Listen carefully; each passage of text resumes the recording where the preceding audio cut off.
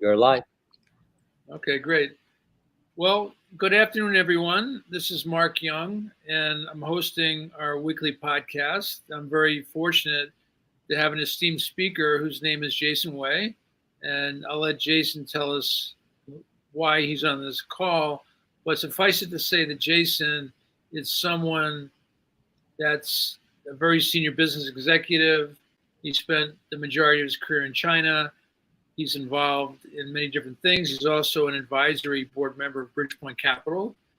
And there's reasons why we chose him to be an advisory board member. And I believe through this podcast, you'll also realize how talented and capable and knowledgeable and skillful he is. But I'll let Jason in a moment give us his background. But I'll ask Jerry to advance the slide. And as people know who've been on these podcasts before, we're giving what we consider to be education, and I use that word in quotes, but we're not intending to give investment advice. So I want to be very clear about that. And this disclaimer is saying that we're here to educate our audience, but we're not here to give investment advice. So I've said that a couple of times, but I think I made the point. Jerry, if you'd be kind enough, go to the next slide. Okay, so you can see my, I'll use the word in quotes, handsome face, but whatever. As people may or may not know, I'm the co-founder of Bridgepoint Capital along with my partner, Nadia Tien. And we have really two major lines of business. We do investing in what we consider to be breakthrough technologies that are late stage. We don't look for what we consider to be research and development risk. We want to take on things like commercialization, getting things to market, as opposed to getting things from the lab to the market. We think that that's left for other people with different risk reward appetites. So we love to be involved in breakthrough technology that's looking to commercialize. So I'm happy during this conversation, as we weave it into this discussion, to mention some of those investments, why we did them, et cetera.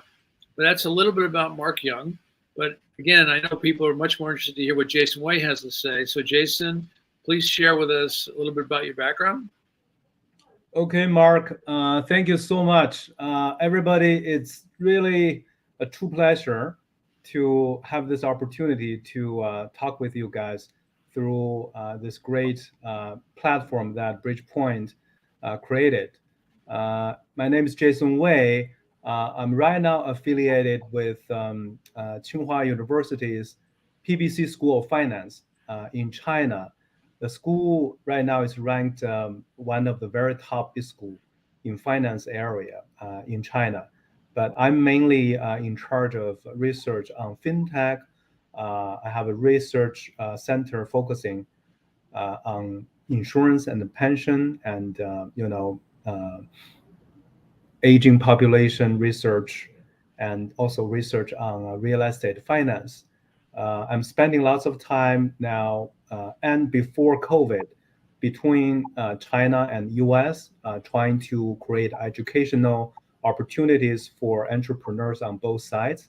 And it is through this channel that I got the great opportunity a couple of years ago to get connected with Bridgepoint on the institutional level, and with Mark and his great partner Nadia on a personal level. So that's a little bit about what I am doing right now. Before I joined the B School in 2019, I spent about 16 years in New York, working in the industry, starting with New York Fed as economist, and then AIG as head of credit research, and later on for Industrial Investment Corporation in charge of their North America development. So that's pretty much my work experience. And before that, I had some finance training in NYU Stern, and that's sort of in a nutshell my background. Again, it's great pleasure to be here with everybody today, and look forward to our exchanges going forward in the next 30, 40 minutes. And Mark, back to you. Well, I just have to say, you've done so many exciting things that each one of them, frankly, deserves its own podcast. But we don't have that luxury today to do it that way. But you mentioned the New York Fed, and obviously, the Fed is the newsworthy item for the week in business. And the market basically has said 50 basis points, and then a pause until February and decide whether they've done enough rate hikes to slow the economy down, to bring inflation down. But anything, I know you're not with the Fed anymore, but anything you want to say about the Fed and what they're trying to do? Well, I think right now they're pretty much having a pretty challenging situation. But so far, uh, I personally felt they're doing a reasonable job. Just a push break, but not too much. Watching very closely about how the inflation and how the job situation is evolving. Sort of a keep a pretty dicey balance between keep the economy growing and trying to manage down the inflation. It's not an easy job, and I think so far we're sort of doing it, going along a smooth track. I'm really looking forward to right now the trend, which is we see some sort of declining inflation and still kind of a sustainable job growth. I'm hoping this trend to continue and giving more comfort to the regulator, so that next year we won't have like a too difficult a situation. I won't have too many surprises to the market. Well, I'll just say your mouth to God's ears on that point. I'll just share with you my own personal opinion, not that that is what people want to hear, but the Fed's target inflation range is 0 to 2%. And right now inflation's running more than 4x that level. We're at 7 to 8% today. So I personally feel it's going to be quite a while to get back to the 0 to 2% range. I think over the medium term, you're probably going to have to accept a 4% inflation rate without basically jeopardizing the health of the economy by having a severe recession. So I would consider that for now the path of least resistance. But time will tell who's right, who's wrong. And I'm not being paid to make macro bets, thank God. But I'm just sharing with you, I think getting to 0 to 2% with their other mandate of full employment is mission impossible. But we'll see where it goes. I agree. Yeah, it's super challenging for sure. Okay, great. So Jerry, if you'd be kind enough to go to the next slide, please.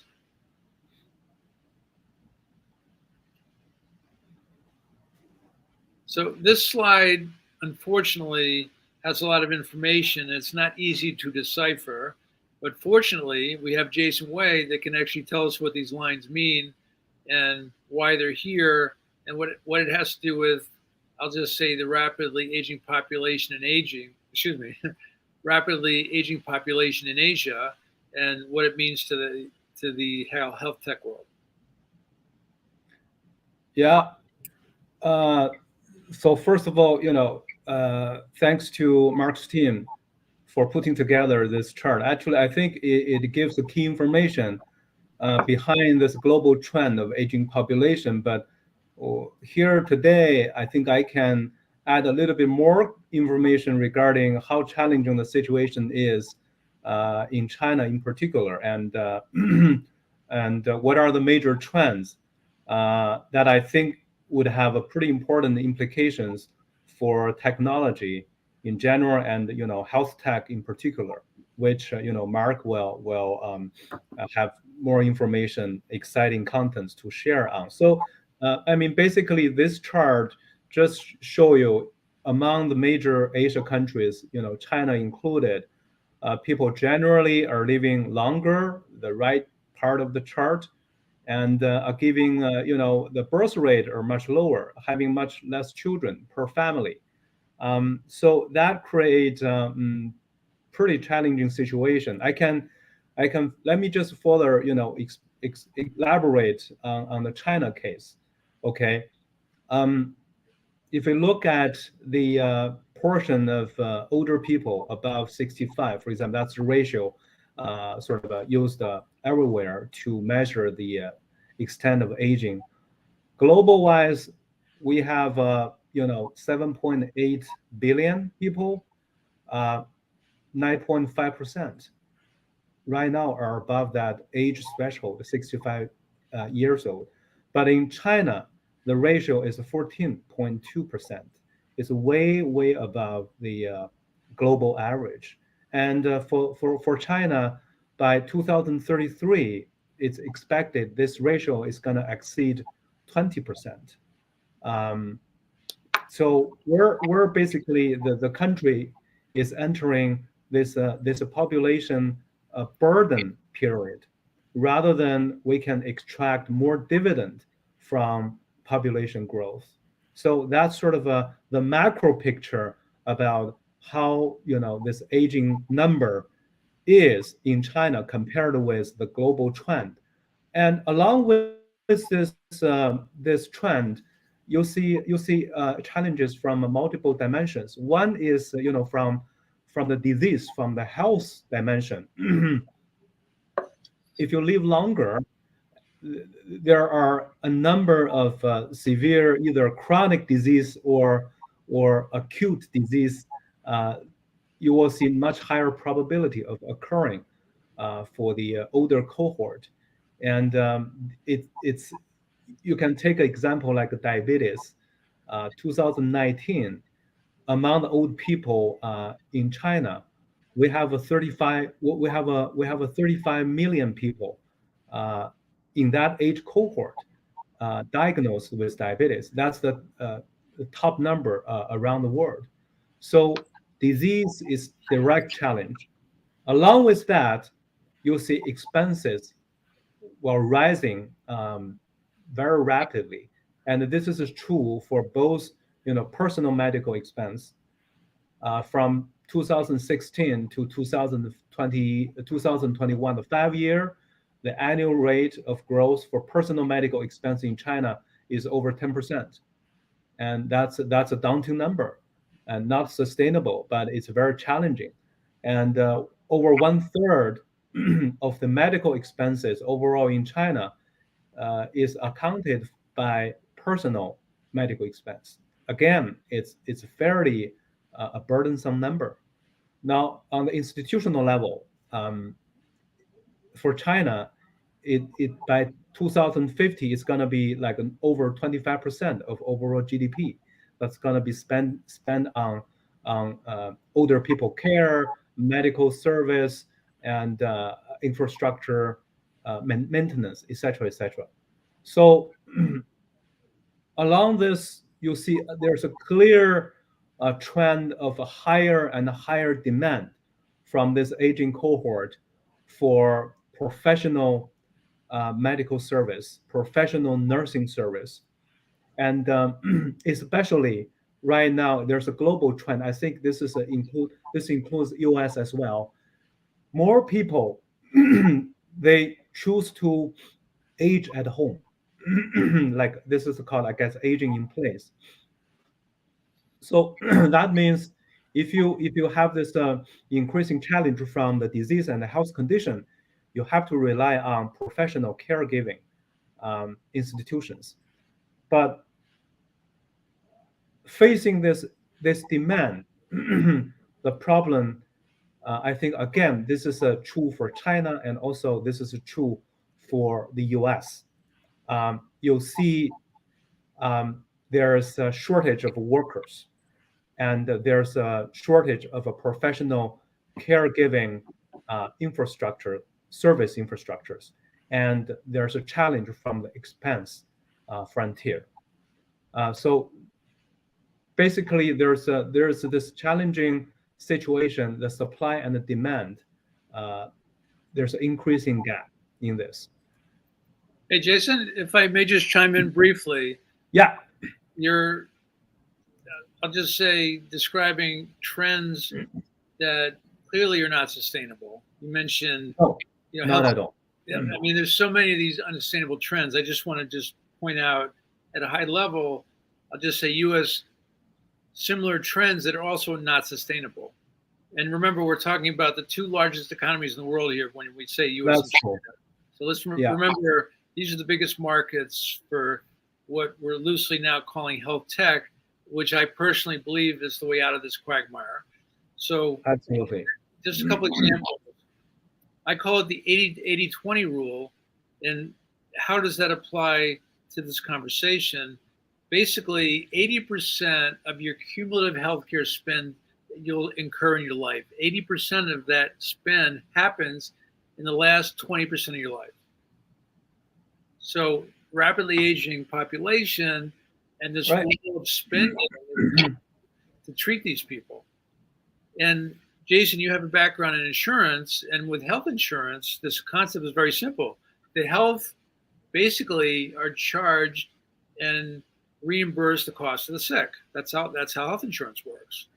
Well, when you have more and more people that are not contributing to the risk pool and more people pulling money out of the risk pool through insurance or through benefit claims, that's not sustainable either. So Not at all. Yeah. the whole thing is going to come crashing down unless we have better ways to treat people. And I'll just say one final thing. You mentioned people, 65 and older. Well, another thing that we weren't intending to tackle on this call is Social Security in America. Well, a couple of things about Social Security. Number one, it was a program that was basically launched in the 1930s during the Great Recession or Great Depression in America. When they did that program, the life expectancy in the US, by the way, Social Security would pay you your retirement income when you hit age 65. When they offered that program as a benefit to people, the life expectancy was 65. So actuarially, it wasn't going to cost anything. Now, fast forward to now, where life expectancy is in the 80s. And it's a non-funded program. It's a pay-as-you-go program. But the same phenomenon that we're describing in healthcare applies to Social Security as well, where you have basically people who are earning salaries today paying Social Security today for people that have retired already. So the people who pay into the program now are unlikely to see anything come out of it. So all these programs to deal with an aging society, aging population are not sustainable. I'm not here today to talk about how we'll fix Social Security, but there are things that are happening right now that can, I'll say, more efficiently deliver health care to all population, but particularly an aging population who have these great needs. Totally agree, Mark. And I was just going to add to that, for the US system, you guys have lots of challenges, but, for China, what we're trying to achieve is, if you look at the pension system, typically it's a 3-pillar structure. You have a government funded, you have a company funded, and then you have a, individually funded program. For the US, it's been here for long enough, and the second and third pillar account for more than 90% of the total, pension system.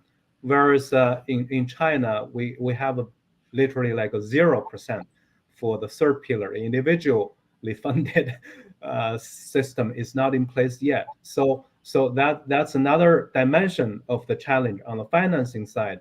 But coming back to the protection, to the healthcare side, you mentioned insurance. Let me just add on that to this. The health insurance product development for the older generation, older cohort, is becoming super challenging. I mean, economically, it doesn't make much sense for insurance companies to really target this high-risk group. And you're going to have a much better data, much better model to do a much better job at pricing, at monitoring the program, at a claim management, etc., etc. But still, you have to provide more products. There's an increasing demand for this sector. So for that insurance company industry, clearly the same challenge exists. So this all being said, I think, Mark, this is really coming back to what you're gonna talk about today, the technology part. I think that's where technologies can come in to really help. There's several different dimensions of the challenges brought by this aging population. I was actually very happy to see, after reading a few reports in the past months, there's a new landscape of technological innovations emerging in past several years in the US at least, which is summarized under the umbrella of age tech. I think it's basically technologies surrounding the problems generated by the aging population. And the first one, top one, is the health tech, right? So the technology tackling medicine development, tackling monitoring, nursing technologies, and even managing mental health for older people. So there's a whole suite of new technologies being developed. And the second dimension, which I was, more involved in the past several years, is around the insurance, the insure tech, where you see technologies trying to enable different parts of this insurance business process to help them better develop a product with big data technologies to do better job at the pricing and then manage the risk, and also use technology to more efficiently process the claims. And I think most importantly right now, what we're seeing in the health insurance space is there are lots of efforts to do more pre um, pre-claim health management rather than just the post-claim uh, sort of a compensation. So the whole industry is moving forward to spend more time to help the older people, help the clients monitoring, managing their health, and giving more alert or proactively, management suggestions to detect the problem in much earlier stage, so that they can use, medical resources more efficiently to intervene in the early stage rather than waiting till the later stage to pay out a much bigger check to cover the claim. So I think that's where also you see lots of technologies are being used. Um, the third dimension you mentioned, the pension system actually, it's very hard to stay on a sustainable path. So that's where the wealth tech can comes in to help people make better portfolio decisions, managing their money, make sure if you have a target retirement date and you have a longer life expectancy, you have the right portfolio choices to make sure you have sort of a steady income to support all the needs. So that's sort of the multiple dimensions we see in the tech space. That's all related to this age tech. And lastly, let me just quick mention in China, I think in the US as well, we have even the prop tech, the property tech, that can kicks in into this age tech space, where you have this senior community management, using more technologies, using more digital solutions to help monitoring the older customer, the senior tenants in the community. That's just another dimension of this age tech. But I think with all this exciting development, I'm mostly personally I'm mostly excited about what technologies can bring to the healthcare space, because that's really addressing the fundamental need, right? How to take care of our health in the first place. So with that being said, Mark, I think it's time for us to move on to talk about the several exciting cases that you have seen in the field regarding the health tech development. Well, I think that's a great segue to our next slide. So, Jerry, if you'd be kind enough to advance to our next slide, please. So, before I mention some of the things that we're excited about in what we call the health tech space, for the audience's benefit, you should know that Jason and I were at a company today that's located by Grand Central, and they do technology innovation, acceleration, and a third of their practice is related to health tech. So that's a good segue. Jason, you and I saw some very exciting businesses that they've essentially incubated that today are what investors classify as a unicorn, meaning they have a market value over $1 billion. And one of them is called Maven. And Maven is a digital mental health product. And I'll just hit on a couple of key financial highlights of it. But basically, from scratch to 1.4 billion, and their last financing occurred less than 30 days ago, where they raised $90 million at a 1.3 billion pre-money. So now they're worth 1.4 billion. That is a unicorn. But on top of that, we're involved with a company doing some similar things that we call Curio Digital Therapeutics. It's dedicated to women's mental health. So a couple data points about that, but more importantly, what are they doing and why does this make sense to treat these essentially aging population issues? So firstly, Curio is using things like AI, VR, which means virtual reality, and digital treatments to deal with mental illness. And people should know, if they don't, earlier in my career, I co-founded a neuroscience biotech company. So yes, I have a background in the neuroscience / mental health space, but I can tell you a couple of things. Even now, we really, really don't know how the brain works. And this is, for me and my neuroscience company from 20 years ago till now, there's still so much we don't know. However, whether you know the mechanism of action or not, there are certain things that we know work. So as an example, I'll use something that people have heard about.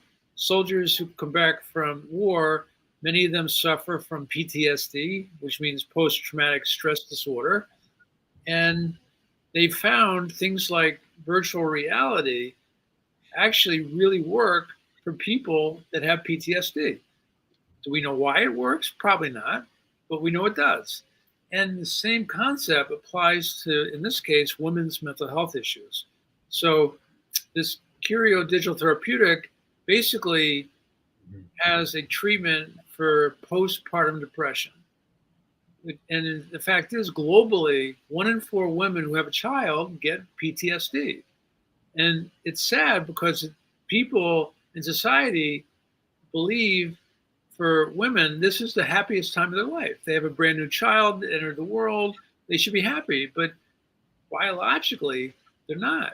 And it's not their fault. It's just basically the non-scientist and Mark Young saying this, their hormones are out of whack, and it's triggered a reaction that makes them depressed.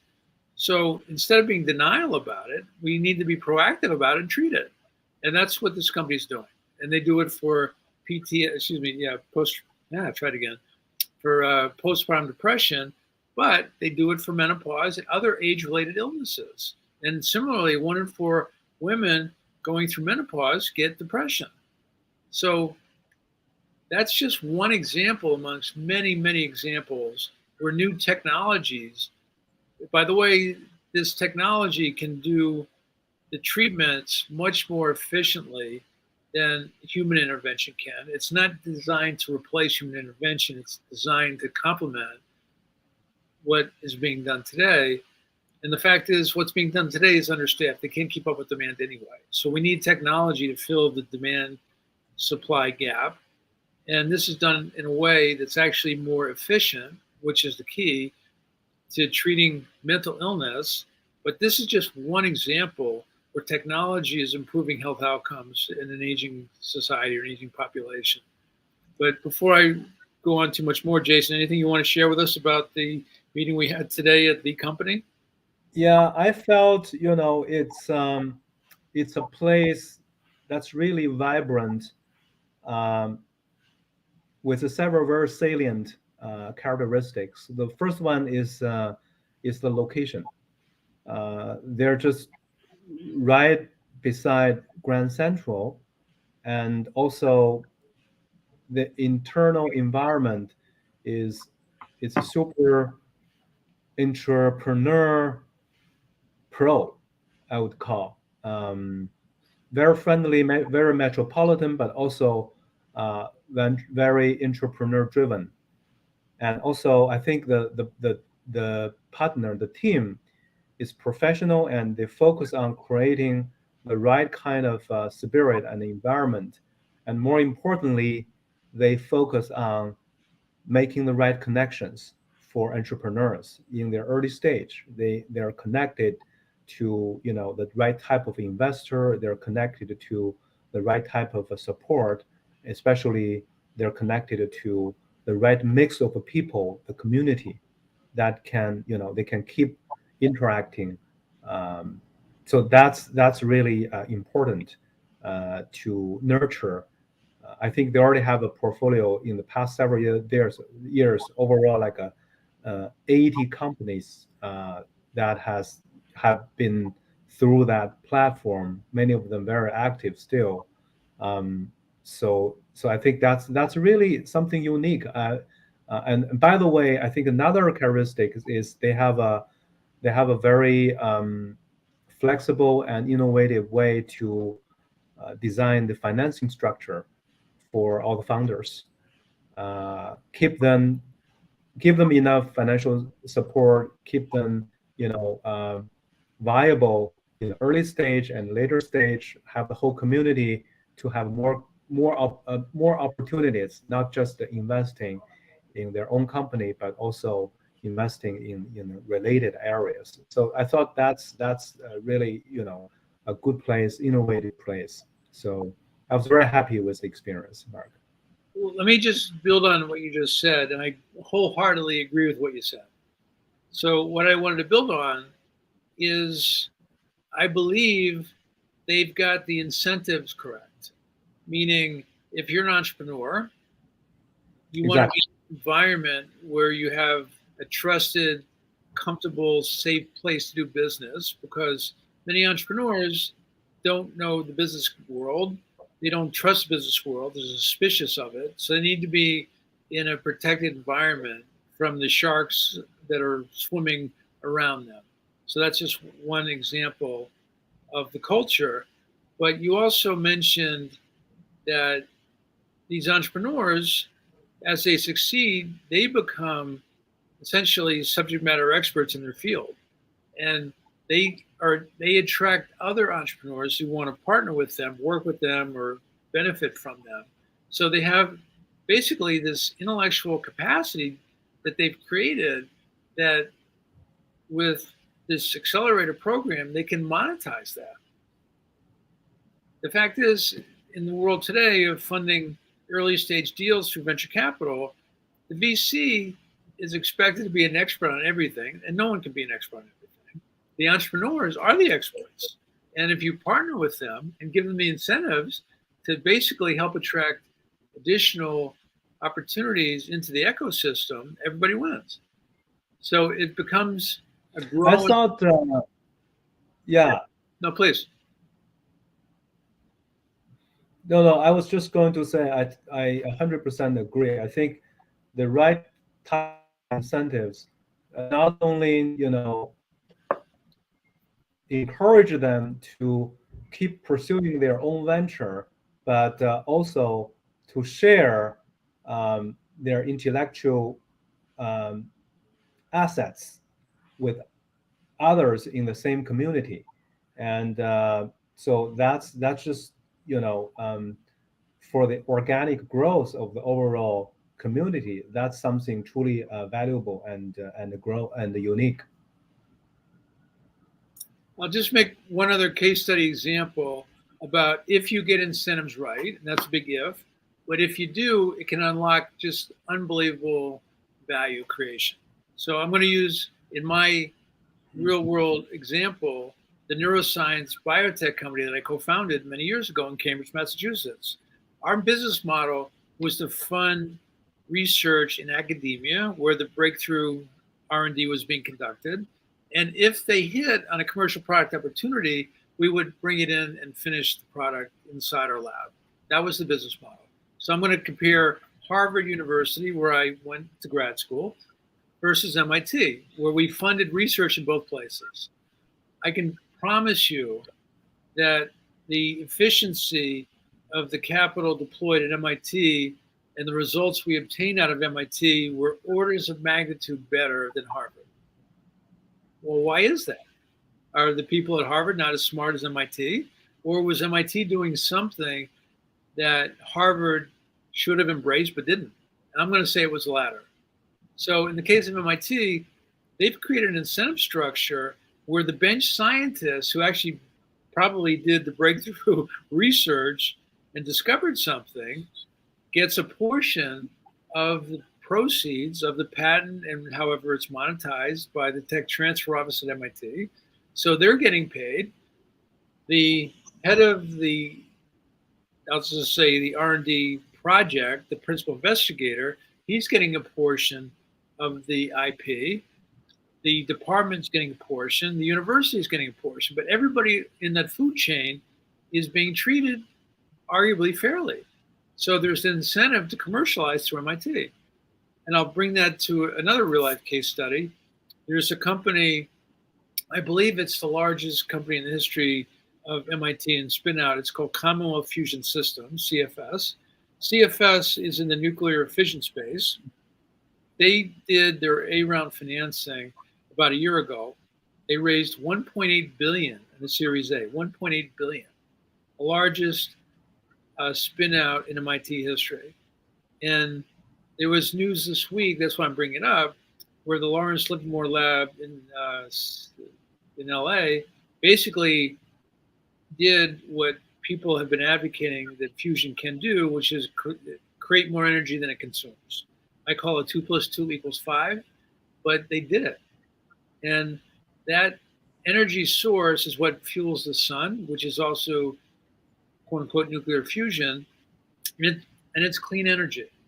It's not the greenhouse gas effect that fossil fuels has, but this is really breakthrough stuff, really exciting. And we're proud to be a part of that. But that being said, it came out of MIT.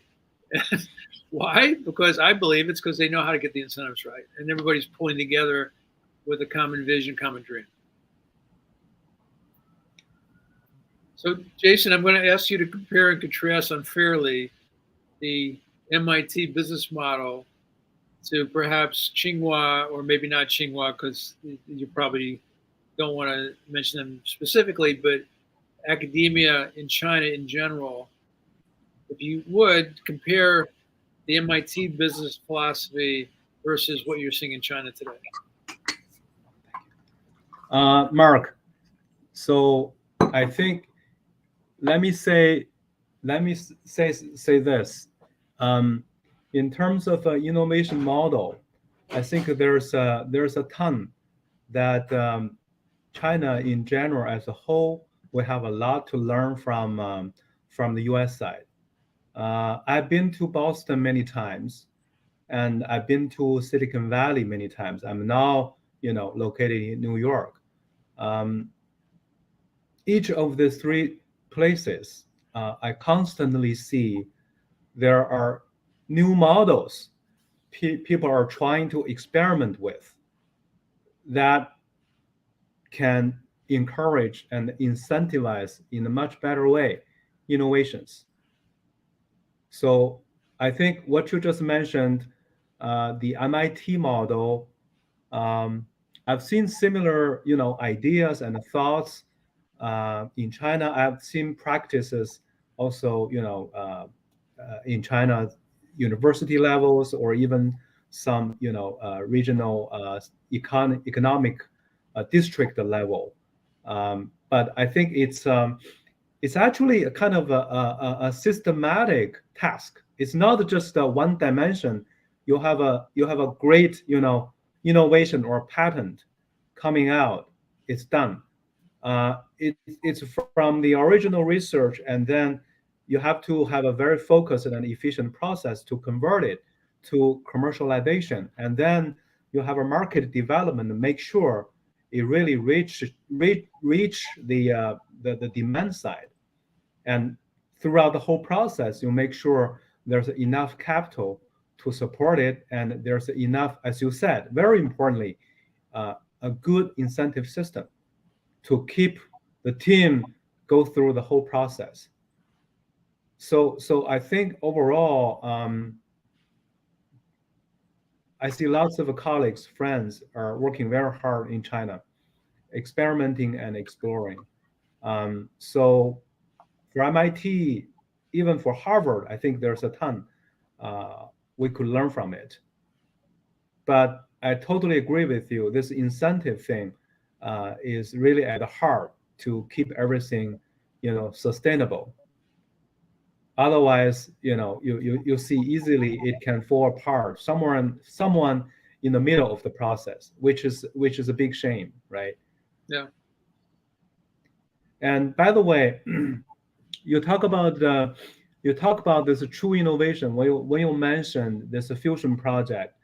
I want to actually come back to the health space. I think we're very likely to see in this space an explosion of lots of true innovations for two reasons. One, the problems are super challenging. As you said, even for brain, we know very little. Let's to say, other kind of a specific diseases like cancer or Alzheimer, etc., etc. And it's very complex problems to start with, and also it takes lots of the technologies and the data and human capital to really push out some innovation. So I think because of the challenge and the complexity of the issues in this field, and because there are so many issues of this nature in this field, I'm really optimistic. I think we're gonna see many more innovations, groundbreaking innovations in this field, and that's gonna actually trigger more innovations on the practical level, either in the insure tech. Maybe we have a better way to price insurance product, or a more efficient way to do health management for regular customers or for older cohort. So with all this better understanding regarding people's health condition, I think the whole field is going to benefit from it. So that's why I'm optimistic. I was glad that we chose this health tech issue, this topic today. Well, let's talk about health tech and insurance just for another moment. And again, Sure. all these topics deserve their own podcast, so we have to keep it at a relatively high level for that reason. But let me just say this: if you look at any chronic condition, let's use Alzheimer's to pick something. Yeah. Firstly, the health system in general, and this applies to both the US and China, and frankly all over the world, is really built for what I call acute conditions. You have a broken arm, you go get it treated at the hospital, and you go home. Chronic conditions are not that way. You're there on an ongoing basis, and typically, and so that's this health system today isn't built for that. And secondly, it usually requires a team to treat chronic conditions, and it's not built for that either. So you have this huge wall or wave of people that are aging that are going to need these health services for a system that's not ready for it anyway, and secondly, isn't built for chronic condition, whether it's Alzheimer's, whether it's cancer, you name it. And I just want to say one more thing about cancer, but again, all these could literally be their own podcast. When it comes to cancer, there's something that no one disagrees with, meaning if you catch it early, the chances of survival go up dramatically. So that's a really big thing to get right. Diagnose it before it spreads wherever it's going to spread. Melanoma is a good example of that. When melanoma is on the top of your skin, you have the dermatologist remove the condition and you're fine. If that melanoma penetrates basically below the skin into your blood, it spreads throughout your body and you die very rapidly. So that's just an example of catching cancer early saves lives. So I'm bringing that up because now there are a lot of breakthroughs where they identify the biomarker of someone who's going to get cancer. So Exactly. we have a client that's using urine to test for prostate cancer. And prostate cancer is one of the top causes of death in men. And it's an aging condition for people to get prostate cancer. The fact is, how they do it today, basically, you do a blood test, and if your PSA level is too high, you're at risk for prostate cancer. Then they have to do a biopsy. No man on the planet wants to have a needle put there and take some of your tissue out. So most or many people don't go through that, and they die unnecessarily. That's the old approach. The new approach, they actually now have biomarkers tested in your urine. So you don't have to go through any of that. And it will tell you if you're at risk or if you have prostate cancer. That's a game changer because you catch it early, you live. You catch it late, you're dead. So Absolutely. things like cancer and diagnostics with new tech can dramatically improve health outcomes.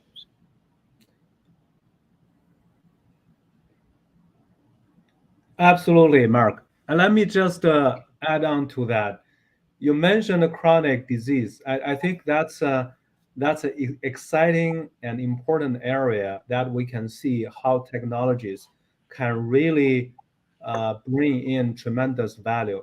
We talk about uh, first of all, if it's chronic, then you need constant monitoring, right? And the monitoring, you need keeping connected with the patient.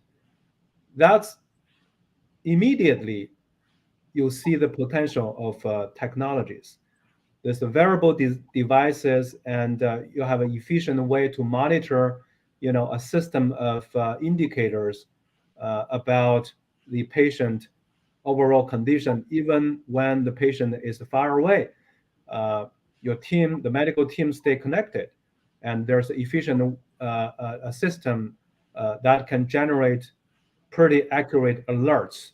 Once you have an alert, then you have to do react, diagnose and react. And every step, if you have a big data supported, sometimes right now we're talking about AI driven automated process to really calculate and compare the signals and generate the right type of alerts so that the medical team can react in nearly real time, and that can be extremely valuable, and I totally agree with you. It's a time saving a kind of effect.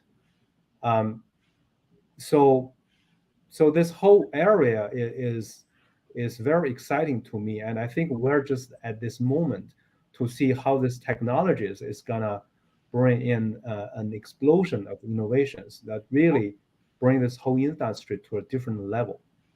Well, I want to pivot for a second.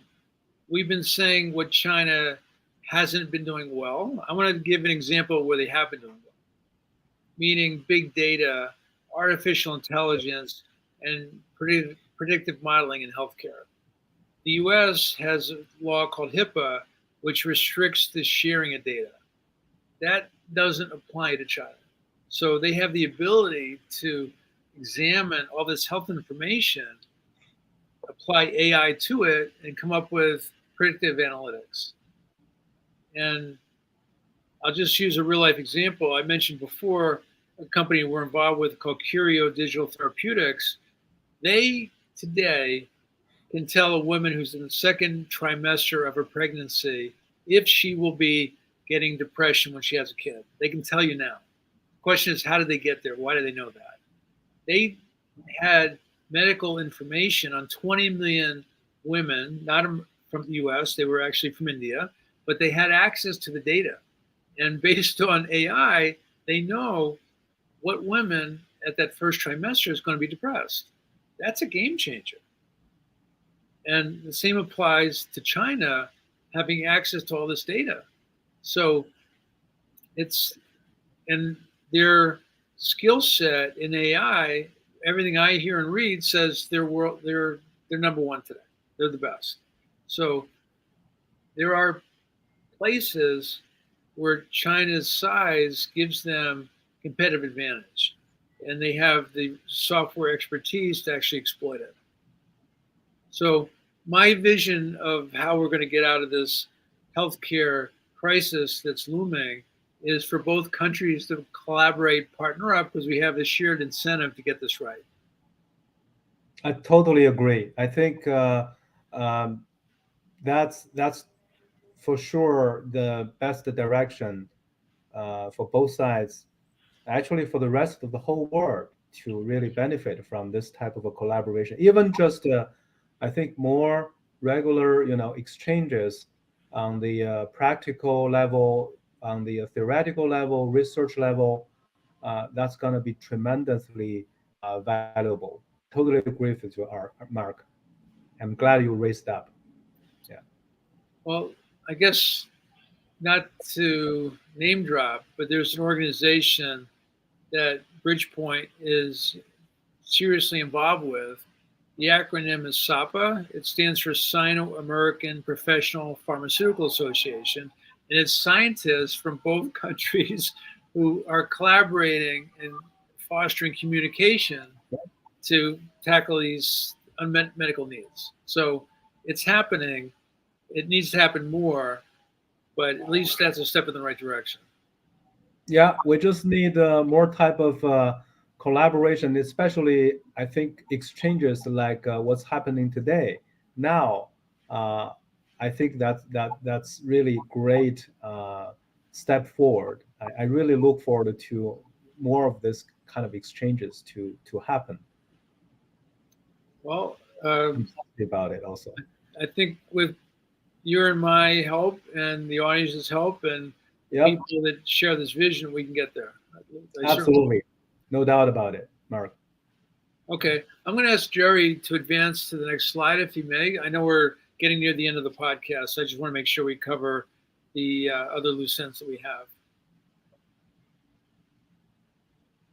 So this should look familiar to people, but this is another feature of Bridgepoint Capital. And why is this here? For those that don't know this, before I launched Bridgepoint Capital, I was a partner in another private equity firm called Catterton Partners. Prior to Catterton, I ran the global private wealth practice for McKinsey & Company, the consulting firm. And you may not have heard of McKinsey Capital, but I'm sure most people have heard of Bain Capital. Well, Bain Capital spun out of Bain Consulting. McKinsey Capital never spun out. And at McKinsey Capital, they had two lines of business: investment products they manufactured on behalf of the partners, and a private wealth division, which is what I headed up. And in that private wealth division, there were 3,000 current and former McKinsey partners in 50 countries. So I and my team would look after their financial health, if you will. So in the slide, there's a red box called tax planning. And I want to mention it because in the US particularly, you're taxed on a calendar year basis, and the calendar for 2022 is going to strike midnight pretty soon. We got a couple more weeks. But there are things end of year tax wise you should do. And I'm not going to do all of them justice now. I can't. But what I wanted to say is our CPA that basically does our tax work for us has been kind enough to make himself available for anybody that wants to get any end of year tax advice and counsel. And again, this is our way of just, I call it paying it forward, but we're such believers in this approach that we want it to be available for everybody. So let me just give you a couple of examples of what I'm talking about. If you have your prior year tax return, which everybody has, right now you have a pretty good idea where you're going to come in for the tax year. So you have a rough idea what your income is, rough idea what your deductions are. So you can look at these deductions. I'll give you an example. Maybe you owe state income taxes this year. Well, if you pay your state income tax in calendar 22, you can get a federal tax deduction for that. Well, if you're going to pay it anyway, why not pay it now and get a write-off? Property taxes are a similar thing. You have what I call tax loss harvesting. So this has been a bad year for financial markets. Both stocks and bonds are down. So the odds of you having paper losses that you can realize by selling them and getting a tax deduction, those are things you definitely should consider doing now. But those are three pieces of low-hanging fruit that we can help you think about. So it's there. It's a free option. I'm a firm believer in always taking free options. So I'm just reminding people, if they're so interested in doing this, I did this for the McKinsey partners, and we're happy to provide that free service to you now. So, Jerry, if you don't mind, go to the last slide.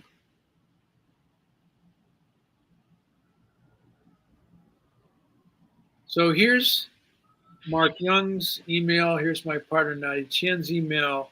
If you want to get a hold of Jason, reach out to me, and I'll be happy to connect you to Jason. I didn't have Jason's email to put up here.